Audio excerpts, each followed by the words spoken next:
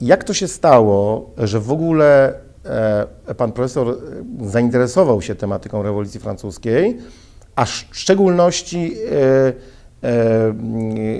masowego ludobójstwa w Vendée? C'est vraiment une question d'une rencontre entre un professeur qui est un malgré-nous d'ailleurs, c'est-à-dire c'est un Alsacien qui a été requis par les armées allemandes et qui a servi l'armée allemande jusqu'à ce qu'il s'enfuit sur le front de l'Est, qu'il s'est retrouvé chez les Soviétiques, puis après il s'est retrouvé chez les Américains, les Anglais, pour terminer comme sergent-chef de l'armée française. Et après la guerre, il a été nommé professeur dans un lycée à côté, au sud de la Bretagne, à Nantes. Et là, comme il s'est spécialisé sur l'étude de la noblesse bretonne, il a comme ça été voir les châtelains pour essayer d'avoir des documents. Il est tombé dans un tout petit village qui s'appelle la Chapelle-Basse-Mer. Et au sein de cette commune, il y avait un château qui avait de très beaux documents relatifs à la noblesse. Et en parlant avec les châtelains, il s'est rendu compte que, alors que nous sommes en Bretagne historique, il ne voulait pas être breton, il ne s'identifiait pas comme breton, mais en même temps, comme il était dans le cadre de la Vendée militaire, il ne s'identifiait pas comme vendéen. Et pour lui, c'était une énigme. Et il s'était promis, une fois qu'il aurait été directeur de thèse, de solliciter un étudiant pour répondre à cette double énigme. Et le hasard a fait que j'ai été un de ses élèves, qu'il m'a identifié comme étant de ce village, et il m'a demandé de faire ce travail. Alors c'est un travail assez compliqué, pour deux raisons. La première, parce qu'il n'y avait eu aucun travail universitaire de fait sur la Vendée entre les événements, c'est-à-dire 1794 et jusqu'à cette date, c'est-à-dire 1980 en gros. Et donc comme il n'y avait pas eu d'études universitaires, et les membres, les titulaires de la chaire de la Révolution française expliquaient qu'on ne pouvait pas faire d'études parce qu'il n'y avait pas de documents. Donc la première mission qui a été la mienne a été de vérifier s'il y avait une documentation. Et en fait, cette documentation était pléthorique. Et donc j'ai fait un travail avant tout de reconstitution, de documentation. Alors une fois qu'on a fait la démonstration qu'il existait une documentation, il y avait deux méthodes possibles. Soit je travaillais l'ensemble de la Vendée militaire, soit je faisais un carottage au sens scientifique du terme, c'est-à-dire que je choisissais une paroisse commune pour l'étudier à fond. On a opté pour ce choix, c'est-à-dire qu'on a fait l'étude d'un village, qui était mon village natal, la Chapelle-Basse-Mer, pour essayer de comprendre ce qui s'était passé. Et là, en parlant avec les gens, il y avait un souvenir tenace qui disait, entre autres, que l'armée française était venue 2 jours, les 10 et 17 mars 1794, qu'elle avait massacré massivement la population, et notamment les femmes et les enfants, et qu'elle avait détruit un maximum de maisons, et même certains disaient qu'il y avait eu tout le village de détruit, le bourg central. En fait, j'ai découvert tout à fait par hasard 2 documents qui allaient bouleverser la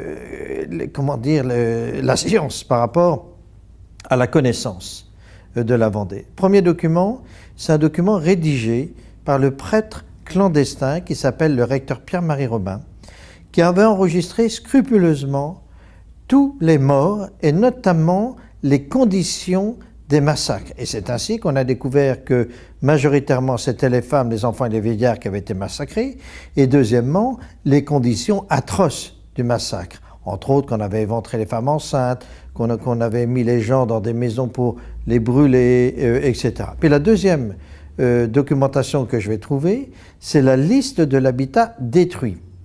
Ce document est un document clé, parce que c'est un document d'origine administrative, rédigé par les services de l'empereur Napoléon Ier, et en même temps, comme nous disposions localement du cadastre, et qu'en même temps, c'était mon arrière-grand-père, le notaire du lieu, qui avait fait toutes les évaluations, nous avions 3 chiffres. Premièrement, le nombre de maisons détruites, le nombre de maisons existantes, et la valorisation à la fois de l'habitat détruit et de l'habitat existant. Et on s'aperçoit de quoi?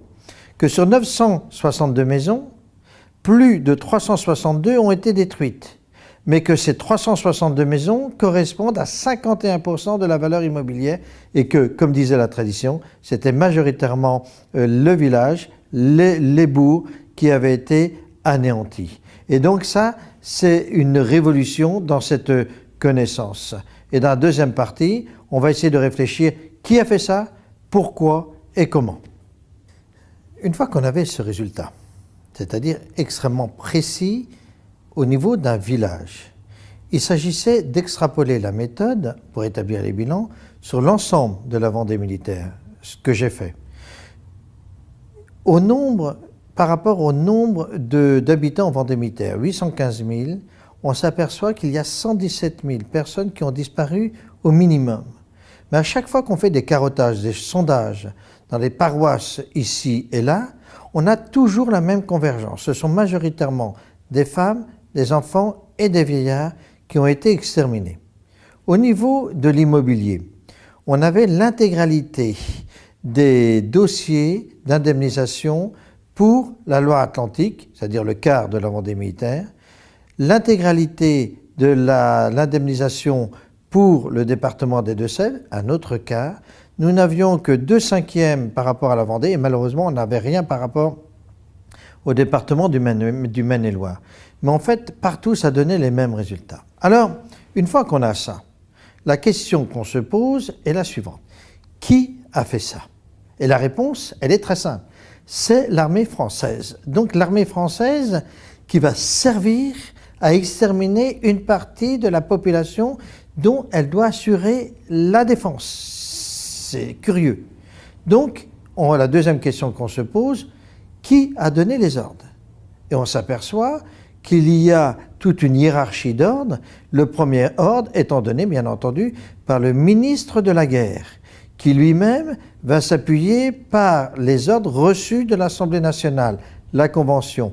Et là, lorsqu'on remonte, on s'aperçoit que l'Assemblée nationale, la Convention, a voté des lois d'extermination et d'anéantissement. Et là, on va découvrir qu'il y a 3 lois d'extermination et d'anéantissement. Ces lois, c'est le 1er août 1793, 1er octobre 1793 et 7 novembre. Grosso modo, on ne va pas épiloguer sur les lois, il s'agit de donner les moyens à l'armée française d'exterminer tous les habitants et d'anéantir leurs biens. Alors, lorsqu'on voit ça, évidemment, dans la logique de l'ordre, on se pose la question de l'origine de l'ordre. Et on va avoir la réponse quelques années plus tard, plus exactement il y a 3 ans. On va découvrir le dossier original rédigé par les membres du comité de salut public lui-même, c'est-à-dire Robespierre, Carnot, Barrère, etc., qui, dès le 26 juillet 1793, ont mis sur papier, en conscience partagée, à la fois les finalités et les moyens. En fait, contrairement à ce qu'on avait pu croire, il n'y avait pas un plan d'extermination, mais 4 plans d'extermination, et des plans que l'on peut retrouver de manière chronologique. Le premier plan date du 26 juillet 1793 pour s'achever le 11 novembre 1793. C'est un plan précis. Il s'agit de prendre en tenaille les Vendéens, de les massacrer et de noyer le reste à la fois dans le fleuve la Loire et dans l'océan Atlantique. Ça, c'est le premier plan. Mais on n'a pas pu le mettre à terme à ce plan parce que les Vendéens traversent la Loire. Et comme on ne sait pas où ils vont aller, on décide au plus haut niveau, c'est-à-dire le comité de salut public, de mettre en œuvre un deuxième plan dont la finalité est toujours la même intentionnalité, c'est-à-dire l'extermination, et d'utiliser sous forme de masse l'armée. Et d'ailleurs, ça va donner un résultat définitif sur la rive droite de la Loire, puisque tous les Vendéens réfugiés sur la rive droite vont être exterminés. Et on va passer à un troisième plan pour régler le problème des Vendéens sur la rive gauche, Ce plan date du 21 janvier 1794. C'est le plan dit Turreau, qui est très connu, qui s'appuie sur 3 structures. Les colonnes infernales, une flottille sur la Loire et un comité de subsistance. Turreau écrit tout. Il écrit tout pour avoir l'aval des membres du comité de salut public. Et dans une lettre officielle dont on a l'original, qu'on a retrouvé, il explique ce qu'est son plan. C'est l'utilisation de colonnes mobiles avec comme finalité d'éradiquer la race impure des Vendéens sur le territoire de la Vendée. Très rapidement, le comité de salut public va se rendre compte que ce plan est inefficace pour 2 raisons. La première, parce qu'on ne tue pas tout le monde, et deuxièmement, parce que les Vendéens se défendent. Donc ils vont créer eux-mêmes un 4e plan qui date du 13 mai 1794, qui va être un mixage entre le plan masse dans le cadre qui a été rédigé dans le cadre du 2e plan et le plan Turreau, c'est-à-dire l'utilisation de colonnes mobiles. En fait, on va faire des camps de retranchement à travers la Vendée militaire, d'où partiront des colonnes infernales. Et en fait, c'est ça qui va donner les grands massacres que nous connaissons. Alors, le problème, c'est de savoir comment exterminer les gens. Ils sont nombreux, ils se défendent, et on ne maîtrise pas tellement l'industrie de la mort, contrairement à Lénine, Staline, Hitler par la suite. Donc en la matière, tout est à inventer. Et en fait, je peux décomposer 2 grandes périodes pour la mise en œuvre du plan. La première période, elle commence relativement tôt, c'est ce que j'appelle la méthode scientiste. En fait, on va s'appuyer sur 3 grands moyens. Le premier moyen, c'est le gaz. C'est-à-dire qu'on décide de gazer la population. Deuxième moyen, ce sont les mines antipersonnelles. Et troisième moyen, c'est l'empoisonnement à grande échelle. Alors très tôt, on va se rendre compte qu'on n'est pas capable d'exploiter les idées. Bon, on n'a pas trouvé la solution du gaz. On la trouvera qu'au XXe siècle. Les mines antipersonnelles, c'est extrêmement ambigu quant à l'application. Et l'empoisonnement, c'est pareil. Donc on va mettre en œuvre ce que j'appelle un système pré-industriel. C'est-à-dire qu'on va utiliser des méthodes artisanales que l'on va utiliser à grande échelle. Et on va retenir pour ça 5 moyens. Premier moyen qui est connu universellement, c'est la décollation. Alors on connaît tous la décollation par la guillotine, mais il n'y a pas seulement cette forme de décollation. Il y a aussi le recours au couteau, à la baïonnette, au sabre, à l'âche. Le deuxième moyen, c'est l'éclatement des crânes à coups de crosse, à coups de massue, etc. Troisième moyen, ce sont les fusillades. Quatrième moyen, ce sont les noyades. Alors on connaît relativement bien les noyades maintenant, soit individuelles, soit par couple, soit par groupe, soit avec le recours d'une structure, soit c'est le cas par exemple de galiotes, on surcharge les galiotes de gens et on envoie couler au milieu du fleuve la Loire, soit on envoie les gens, comme on dit, en chapelet et ils se noient parce qu'ils sont tout simplement attachés. Donc l'addition de ces moyens va être généralisée tout au long de cette période. Évidemment, se pose le problème du financement de ces exécutions.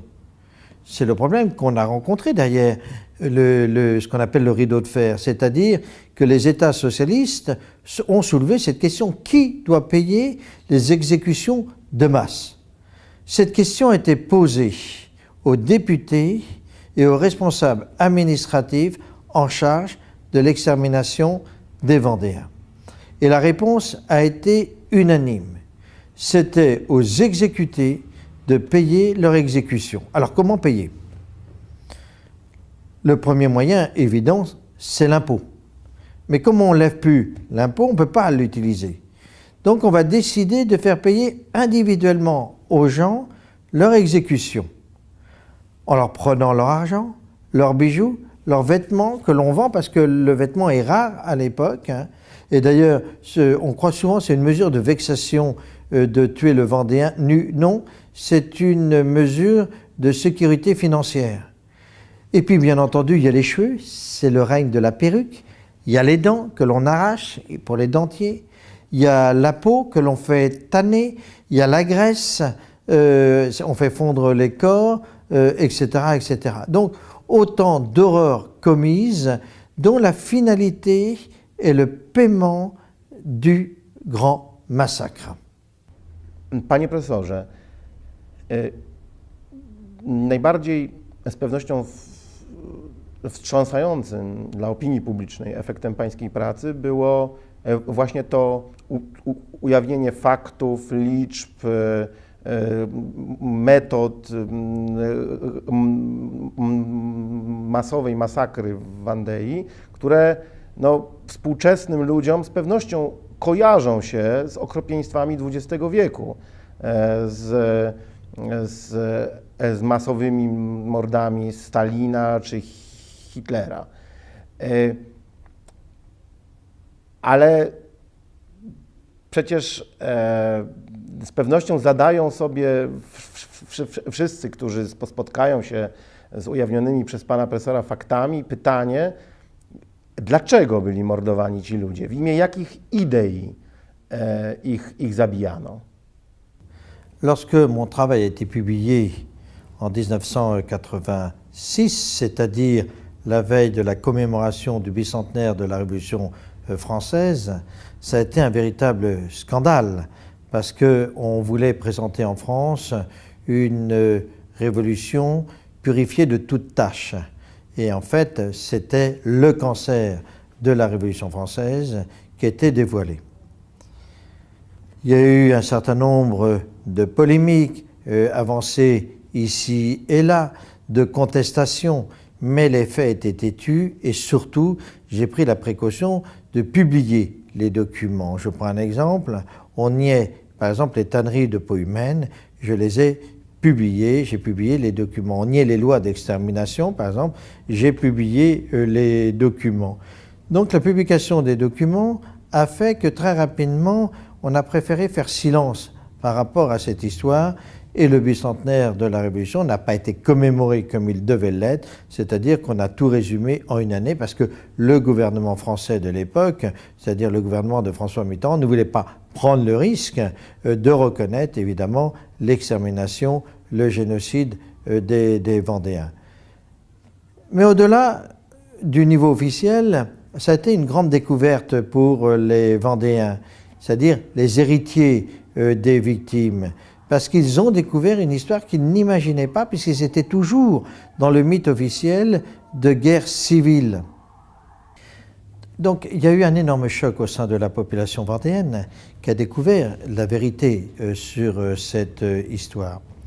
Et donc la question qu'on devait se poser, pourquoi devant tant de faits objectifs, où il y a bien d'un côté des bourreaux et de l'autre côté des victimes, qui sont parfaitement identifiés. Comment cela se faisait-il que 200 ans plus tard, on ait cette inversion? C'est-à-dire que les bourreaux étaient devenus des victimes, des héros, et que les victimes étaient devenues des bourreaux. Donc c'est une question que le chercheur en sciences politiques doit se poser et trouver la réponse. En fait, tout a été pensé au moment de l'acte du génocide, c'est-à-dire au moment où la République française va massacrer les gens, on a mis en œuvre une manipulation de la mémoire. Et ça s'est fait au plus haut niveau de l'État. C'est comme chez vous avec Katyn, hein, où on a fait croire que c'était les nazis. Bien. Là, c'est la même chose. On a inversé les choses en faisant croire que c'était vraiment les Vendéens qui étaient à l'origine de cette guerre civile et de tous les massacres, et que c'était eux qui avaient planté dans le dos de la République bonne et généreuse un poignard. Et en fait, l'idée de cet acte est due à Barère, qui est un des membres du comité de salut public, et à Robespierre. C'est-à-dire que on va créer de toutes pièces une double légende qui va s'imposer comme vérité historique. La première histoire, c'est au moment où les Vendéens libèrent 5000 Bleus prisonniers, ils le libèrent, on va faire croire qu'ils ont été libérés par les républicains et maltraités, ce qui va justifier l'extermination. Et puis deuxièmement, on va leur demander à ces gens d'exterminer tous les témoins oculaires, et notamment les femmes et les enfants. Ça, c'est la première histoire. Et la deuxième histoire, c'est la fameuse histoire Barra, c'est-à-dire l'enfant qui officiellement serait mort parce qu'il aurait refusé de livrer les chevaux républicains aux Blancs. C'est une histoire fausse, une histoire inventée de toutes pièces. Et en fait, les historiens au XIXe siècle, et notamment le premier d'entre eux, Michelet, que tout le monde connaît, qui est le premier négationniste, le premier révisionniste de l'histoire contemporaine, va entretenir ce mythe qui va être repris par les titulaires de la chaire de la Révolution et de toutes les chaires relatives à cette Révolution française, ce qui donne évidemment le mythe que nous connaissons et cette inversion. Vous savez, l'histoire est extrêmement fragile et comme je dis toujours, malheur aux vaincus. Et en fait, au-delà de la manipulation, les Vendéens n'ont jamais su la vérité, n'ont jamais compris ce qui leur était arrivé. Ils le comprennent simplement maintenant, c'est-à-dire 220 ans après, après la réalité des événements. Donc, les victimes n'ont jamais su qu'elles étaient victimes jusqu'à une période récente et n'ont jamais su pourquoi elles avaient été victimes. Et justement, ce crime a été commis au nom de l'idéologie. C'est Rousseau. Si le peuple pense mal, il faut changer le peuple. Et on considère que le peuple de Vendée pense mal. Comme il refuse de se faire régénérer, eh bien, on décide de l'éliminer. No właśnie, panie profesorze, pokazuje pan tą ideologię oświeceniową jako winną, jako sprawcę tych okropnych mordów. Tak samo jak ideologia komunistyczna stała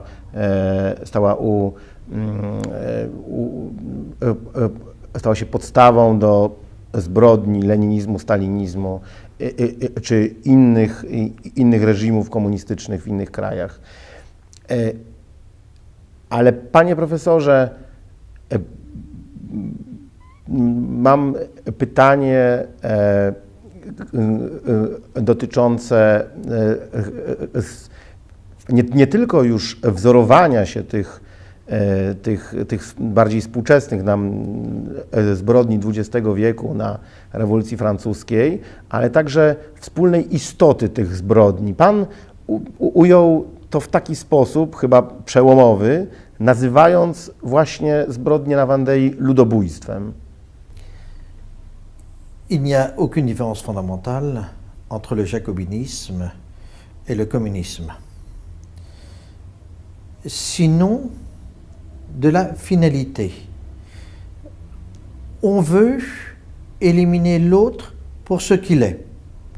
La Révolution française veut éliminer l'autre, c'est-à-dire l'ordre chrétien. Les communistes veulent éliminer l'autre au nom de la classe. Donc c'est la finalité qui change.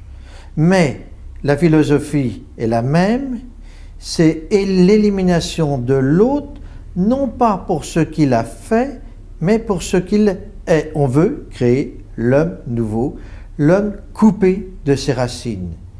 Et c'est vrai que c'est la Révolution française qui va donner le contenu que l'on connaît au mot révolution, qui à partir de 1793 veut dire rupture.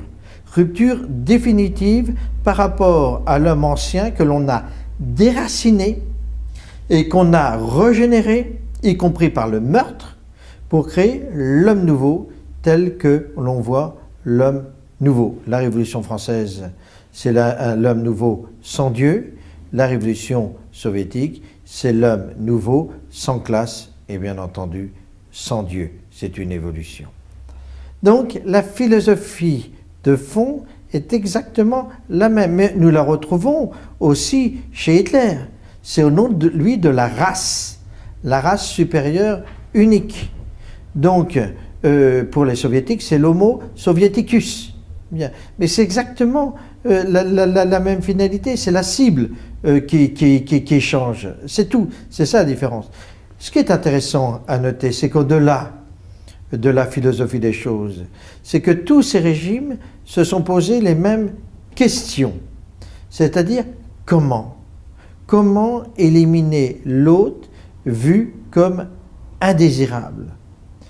Il y a une différence de fond entre la terreur réalisée par la Révolution française et la terreur réalisée par le système soviétique. Parce que quand on soulève cette question de l'élimination de masse sous la Révolution française, c'est la première fois qu'on soulève cette question. Ça ne serait jamais venu à l'idée d'un roi auparavant parce que c'était impossible. Et là, évidemment, comme on n'a pas de modèle antérieur, tout est à inventer. Et c'est pour ça que l'on balbutie, d'autant plus qu'on se rend compte que ceux qu'on veut éliminer refusent de se laisser faire et en plus se défendent. Donc on va tâtonner et puis on n'a évidemment pas les moyens industriels adéquats. Avec Lénine, la situation a évolué. Il connaît bien la Vendée, il y a séjourné. Il connaît bien aussi le résultat de la Vendée, comme le disait Burke dans son livre en 1790, et ça s'est révélé exact, c'est que comme on veut couper le peuple de son élite, eh bien à partir d'un moment donné, il y a un coup d'État au sein de cette élite qui donne une dictature. Donc on parle de révolution confisquée. Et Lénine, comme Staline, ne veulent pas cela. Et c'est pour ça qu'ils vont éliminer l'élite et tout l'encadrement militaire pour mettre à terme, pour réaliser définitivement la révolution de la classe supérieure de l'Homo soviéticus. Bien. Mais Hitler, c'est exactement la même chose, etc. C'est toujours les mêmes moyens avec la même finalité.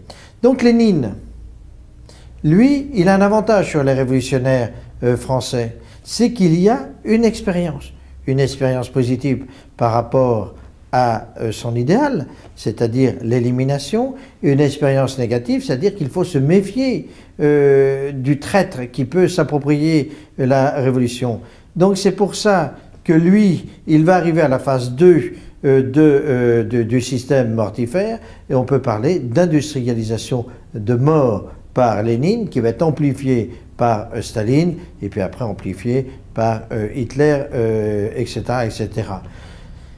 Et après, tout se joue, évidemment, dans les mécaniques, dans les lieux, mais c'est exactement les mêmes mots, déportation, camp d'extermination, les mêmes moyens, le feu, la balle, la guillotine. Même Hitler va utiliser la guillotine, comment dire, les camps de concentration. On croit toujours que les premiers camps de concentration ont été créés par Lénine. Non, on a des exemples de camps de concentration en Vendée. Par exemple, l'île de Noirmoutier a eu un lieu de concentration.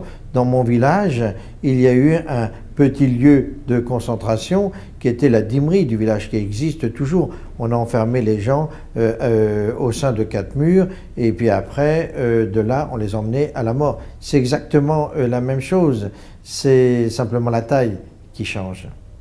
Użycie samego terminu ludobójstwo wiąże się z pewnymi konkretnymi konsekwencjami.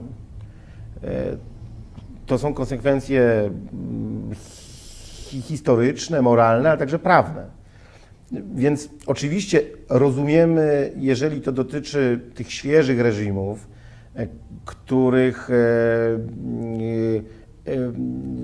których funkcjonariusze, można powiedzieć, tych zbrodniczych państw totalitarnych dalej żyją współcześnie.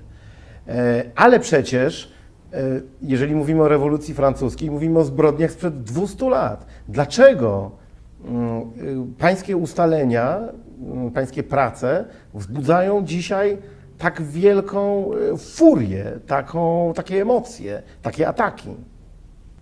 C'est le mot qui fait l'acte. Si on n'a pas de mots, on ne peut pas identifier l'acte et bien entendu, on ne peut pas le sanctionner. Et si on ne peut pas le sanctionner, on peut le manipuler par la suite. Lorsqu'on a commis ce crime, pour reprendre l'expression contemporaine, ce crime contre l'humanité, contre les Vendéens, un certain nombre de généraux, je pense au général Danican, de journalistes, de contemporains comme Gracchus Babeuf, le père du communisme, ont été scandalisés que le peuple souverain, c'est-à-dire l'Assemblée nationale, la Convention, vote et mette en œuvre un plan d'extermination et d'anéantissement. C'est une première, je le répète. Et donc on n'a pas de mots. Et un homme comme Gracchus Babeuf, qui est contre ce système d'extermination, il cherche en vain le mot. Et comme il ne le trouve pas, il va créer ce néologisme de populicide. Comme l'État français a nié l'acte, il n'a pas bien entendu repris le mot. Et le mot est tombé dans les oubliettes. Lorsqu'on analyse l'histoire du XXe siècle, le problème du mot a été un problème majeur pour les témoins oculaires de ces grands massacres. Je pense par exemple au consul Davis face au génocide des Arméniens commis par les Turcs. Il cherche désespérément un mot. Lui-même parle de crime contre l'humanité. Mais il ne va pas avoir l'intelligence de reprendre, parce qu'il ne connaît pas, mais de créer un mot. Donc, ce crime ne sera reconnu que grâce au concept de génocide quelques 80 ans plus tard. À partir des années 30,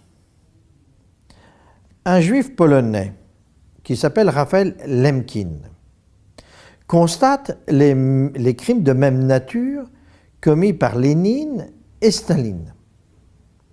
Lui-même se pose la question du verbe et il cherche désespérément un mot qui corresponde à la nature du crime, à ce crime contre l'humanité. Il ne trouve pas de mot. Et lorsque le nazisme met en œuvre ces génocides, il essaie de les dénoncer comme il peut, mais comme il ne trouve pas de mots, ça reste de vagues formules, ce qui explique d'ailleurs que les grands leaders qui gèrent à l'époque les grands pays, je pense à Churchill, je pense à Staline, je pense à De Gaulle, mais aussi le pape Pie XII, eh bien, ils connaissent bien les crimes commis par les nazistes, mais ils sont incapables de les dénoncer par un mot précis parce qu'ils n'ont pas ce mot. Et Raphaël Lemkin, faute de mots, va se sentir l'obligation d'en créer un en 1943. C'est le mot génocide. Au-delà de la création du mot, son génie va faire qu'il va l'imposer au moment des jugements des dignitaires nazis. Non seulement il va l'imposer, mais il va le faire définir et il va le faire reconnaître et bien entendu partager. Et on a donné un contenu à ce crime de génocide. En fait, il y a 3 crimes de génocide. Vous avez la conception, vous avez la réalisation, partielle ou totale, de l'extermination, et vous avez la complicité dans la conception ou la réalisation. 3 crimes de génocide. Un suffit pour que ce soit un crime de génocide. Dans l'extermination partielle ou totale d'un groupe humain de type ethnique ou racial ou politique ou religieux. Ce mot créé en 1943, légiféré en 1945-1947, a 2 caractéristiques. Il est imprescriptible et donc rétroactif. C'est au nom de cette imprescriptibilité et de cette rétroactivité que le tribunal de Nuremberg va pouvoir sanctionner les crimes commis par les nazis dans le cadre du génocide. C'est au nom de cette imprescriptibilité et donc de cette rétroactivité, que l'on va pouvoir juger, quelques 80 années après, le crime des Turcs commis vis-à-vis des Arméniens. Ce qui est vrai pour les génocides commis par les nazis, ce qui est vrai par les génocides commis par les Turcs, l'est aussi pour la Vendée. Alors on peut se poser la question, est-ce que oui ou non il y a eu conception? Les lois suffisent? Oui. Est-ce qu'il y a eu réalisation? Oui, évidemment, partielle en tout cas. Complicité tant la conception que la réalisation? Oui. En fait, il y a 3 crimes de génocide en Vendée. Est-ce que les Vendéens constituent un groupe humain? Oui, bien évidemment. De type ethnique? Non. De type racial? Non. Mais de type religieux et politique? Bien évidemment. Donc c'est le bon mot. Et c'est le mot imparable. Il reste le problème de la manipulation de la mémoire. Là, on n'a pas le mot. C'est-à-dire, moi qui prends conscience de ce crime de génocide commis à l'encontre de la mémoire, je ne trouve pas de mot. Donc je cherche désespérément dans les vocabulaires des pays voisins, je n'en trouve pas non plus parce qu'on n'a pas la conscience. D'où la création du mot mémoricide, auquel j'ai donné une définition extrêmement précise. Et donc, la Vendée, en fait, c'est un double laboratoire. C'est un laboratoire de génocide, mais c'est aussi un laboratoire de mémoricide.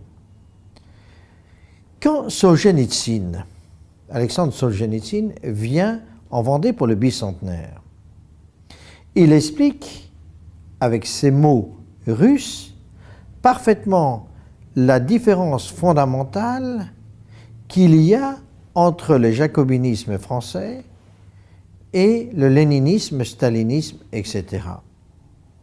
La grande différence, ce n'est pas dans la nature du système, ce n'est pas dans le fonctionnement du système, ce n'est pas dans la mise en œuvre des génocides du système, c'est le coup d'État contre Robespierre. Et en fait, la Russie a pu mettre en œuvre toute sa politique d'élimination comme elle l'a mise en œuvre uniquement parce qu'il n'y a pas eu un thermidor en Russie. Il y aurait eu un coup d'État contre Lénine, le régime léninien se serait arrêté très tôt. C'est parce qu'il n'y a pas eu ce coup d'État, eh bien, que cela a perduré avec toutes les conséquences que l'on connaît. Panie profesorze, czy ta reakcja współczesna na pańskie ustalenia wiąże się z tym, że istnieje właśnie to pewne podobieństwo z tą zbrodnią nie tylko ludobójstwa, ale także przemilczenia, zniszczenia pamięci, zakłamania pamięci. To podobieństwo pomiędzy właśnie systemem komunistycznym, tak jak to w Polsce doświadczyliśmy na przykładzie przywołanym przez pana profesora, na przykładzie Katynia, a Wandeą. Czy w związku z tym jest tak, że pańskie ustalenia, że przywołanie tej prawdy o ludobójstwie w Wandei uderza we współczesne elity francuskie w dalszym ciągu, 200 lat po rewolucji francuskiej, choć wydaje się to nieprawdopodobne, że one w dalszym ciągu są zbudowane, ten system polityczny jest w dalszym ciągu oparty na ideologii rewolucji francuskiej. Vous avez connu une affaire similaire de mémoricide avec l'affaire de Katyn. D'ailleurs, je tiens à préciser que jusqu'à une période assez récente en France, les livres scolaires imposaient encore l'idée que c'était les nazis qui étaient à l'origine de Katyn. Vous avez eu un grand réalisateur qui s'appelle Vajda, qui a fait un film sur Katyn, qui a été boycotté en France parce que ça dérangeait justement l'élite pro-soviétique ou imbibée d'idées socialistes. Le problème de fond est le suivant. C'est-à-dire que c'est un problème d'héritage. C'est-à-dire qu'à l'heure actuelle, les hommes politiques en France, qu'ils soient à gauche ou qu'ils soient à droite, mais évidemment beaucoup plus les hommes de gauche, sont imbibés des idées révolutionnaires, et notamment de cette idée de créer l'homme nouveau, y compris maintenant, lorsque nous voyons un ministre de l'Éducation nationale comme Payon qui parle de régénération et qu'il faut arracher l'enfant à ses parents, etc., pour mieux le manipuler, pour mieux le régénérer. C'est l'histoire, par exemple, de l'identification des sexes, etc., etc. C'est ça le problème, c'est déraciner l'enfant. Lorsque on dénonce ce crime de manière extrêmement précise, méticuleuse, on le livre au scalpel. Reconnaître ce qu'ont fait leurs référents, c'est se déjuger. Donc, on est dans l'ordre de l'inacceptable, parce qu'on remet en question ce que j'appelle le mensonge d'État au nom de l'intérêt supérieur de la nation. Donc, il y a deux solutions. Soit on n'en parle pas, soit on le nie en trouvant X ou Y prétexte pour condamner celui qui l'a dévoilé. Il y a en la matière un double scandale. Il y a le fait lui-même, mais il y a aussi le fait que pendant 220 ans, on n'ait pas connu l'histoire, et bien entendu qu'on l'ait niée une fois qu'elle a été dévoilée. Alors, est-ce que c'est nécessaire de raconter ce genre d'histoire, quels que soient les intérêts ou les enjeux? Pour ma part, je vais répondre oui, et ce pour deux raisons. La première raison, elle est évidente, au nom de la justice. C'est-à-dire qu'il faut bien dire au bourreau qu'il est bourreau et à la victime qu'elle est victime, puisque le bourreau va culpabiliser la victime qui elle-même, parce qu'elle est faible, va accepter la culpabilisation avec tout ce que cela peut générer au niveau individuel, mais aussi au niveau du groupe, y compris, et je dirais même surtout, au bout de 220 ans. Parce que ça laisse des traces, ça laisse des cicatrices inguérissables. Ça, c'est la première raison.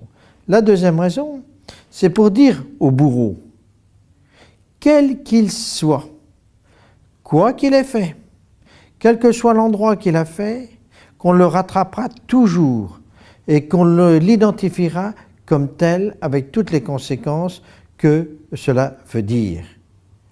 Je prends un exemple. Le criminel Robespierre, ou Carnot, ou Barrère, membres du comité de salut public, leurs gendarmes, comme Turreau, etc., qui ont le droit à tous les honneurs à l'heure actuelle de la nation, il faut les identifier comme bourreaux afin de leur retirer les honneurs auxquels ils ont eu droit, comme par exemple les noms de rue, mais vous avez le même problème ici, en Pologne, où des anciens tortionnaires, des anciens généraux de l'armée soviétique ont le droit à leur nom de rue, etc., etc. Bien. Et de les mettre à leur juste place, c'est-à-dire à les faire condamner, à les faire reconnaître, à les faire identifier comme bourreaux. Et ça, c'est un devoir d'État. Donc il y a une erreur de la part de l'État en place. Je la comprends, je comprends pourquoi il fait ça. Évidemment, il n'a pas envie qu'on lui scie les assises sur lesquelles il est assis. Donc il arrive à l'absurde. Et l'absurde, eh bien, c'est de supprimer l'histoire de l'enseignement, ou d'arracher ce qu'on appelle la méthode globale en histoire, arracher la chronologie en histoire pour empêcher que les gens entrent dans l'histoire, où on va lui retirer son identité à l'histoire. En France, sous le président Sarkozy, il y avait eu tout un débat sur la notion d'identité. Qu'est-ce que c'est l'identité? À quoi cela sert-il? Et la réponse, pour moi, elle est très simple. L'identité, c'est savoir d'où on vient, savoir qui on est maintenant et savoir où on veut aller ensemble. Si on n'a pas de passé, on ne peut pas assumer le présent et on ne peut pas se projeter dans l'avenir. Un peuple sans passé ne peut pas avoir d'avenir.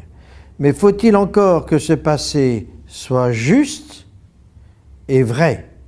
Parce que le passé injuste et le passé faussé ou faux ne peut pas entraîner la tranquillité à l'instant T et ne peut pas entraîner la projection dans le futur. Dans un futur commun, partagé. Donc c'est pour ça qu'il faut dire la vérité pour apaiser. Je prends la situation en France par rapport à la Révolution française, par rapport à la terreur. C'est parce que les différents régimes ont menti sur la nature même de la Révolution qu'il y a une cristallisation au sein de deux groupes, ceux qui sont pour les actes et pour le mensonge, et ceux qui sont contre parce qu'ils ont subi à la fois les faits et bien entendu le mensonge. Et si on dit la vérité, eh bien ça permet de retrouver cette unité perdue depuis 1793. Et c'est pour ça, c'est si important de réparer cette histoire, les cicatrices de l'histoire en disant la vérité, parce que grâce à cette cicatrisation, on peut se projeter ensemble dans le futur.